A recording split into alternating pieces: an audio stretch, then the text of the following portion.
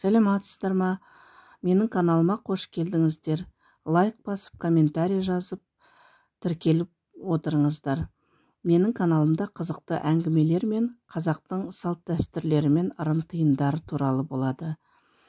Елімізде естімеген көптеген, сондай-ақ осы мына ырым-тыйымдар туралы, келін туралы, ене туралы, келінді қалай күту керек, аяқ ауыр мезгілінде қандай ырымдар жасау керек, сол туралы оқып беремін.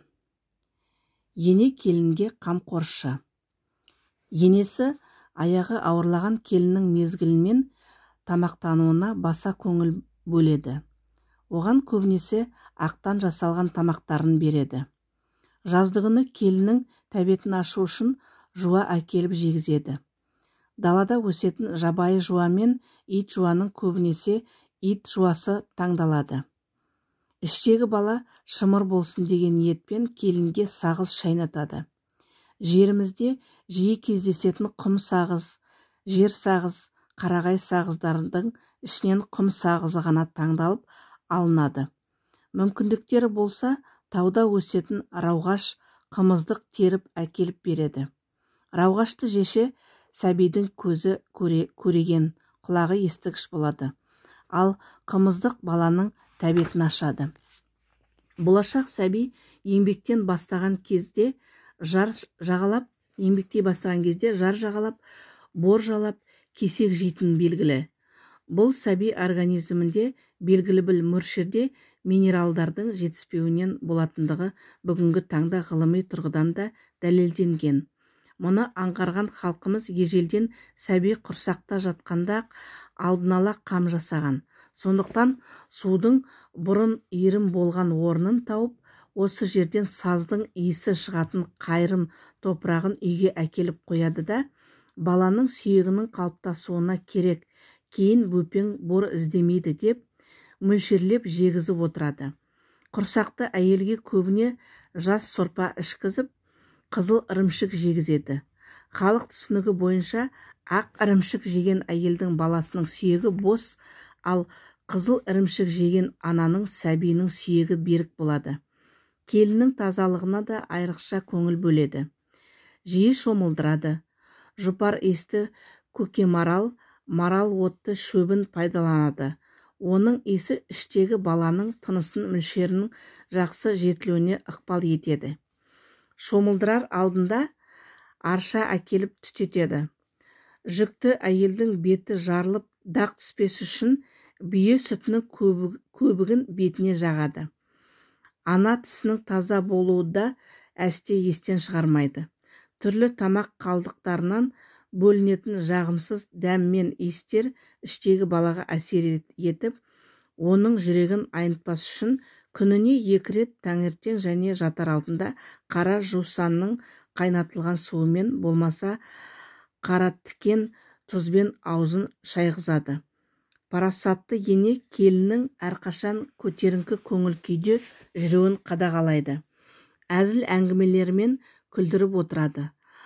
Арагідік келін көңіл деп аталатын жастардың қызықты бас қосуын ұйымдастырып, келініне жиі ән тыңдатқызады.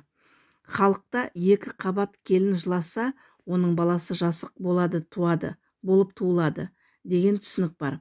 Соны ескеріп, шошынбас үшін қайғылы хабар болса, қашан аман-есен босанғанша естіртпеуге тырысады. Мезгілмен ұйықтатып, таза ауада мейлінше жиі болып сергек жүруін қадағалайды. Әйелдің жүкті кезінде ескерілетін халықтың түсінікке негізделген мынадай ырым бар. Итке кет деуге болмайды. Бұл толғақ ауыр болуы мүмкін. Арқан есуге болмайды. Әйел босанар үстінде бала кіндігіне оралып қалуы мүмкін. Тең буып қаптың аузын жабуға рұқсат етілмейді. Керісінше, жабулы заттарды ашуға, буылы нәрселерді шешуге болады. Түйе етін жеуге болмайды. Бұл етсе жүкті келіншек баласын 9 ай емес 12 ай көтеруі мүмкін.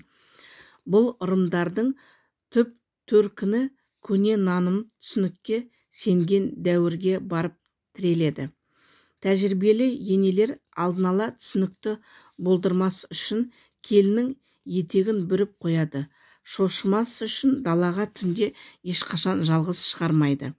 Келіннің мезгілі жақындаған кезде мейірбан енесі оған қара жерді басқызып, кеудесі түкті жер ана күш бер, қуат бер деп жалаң аяқ жүргізеді.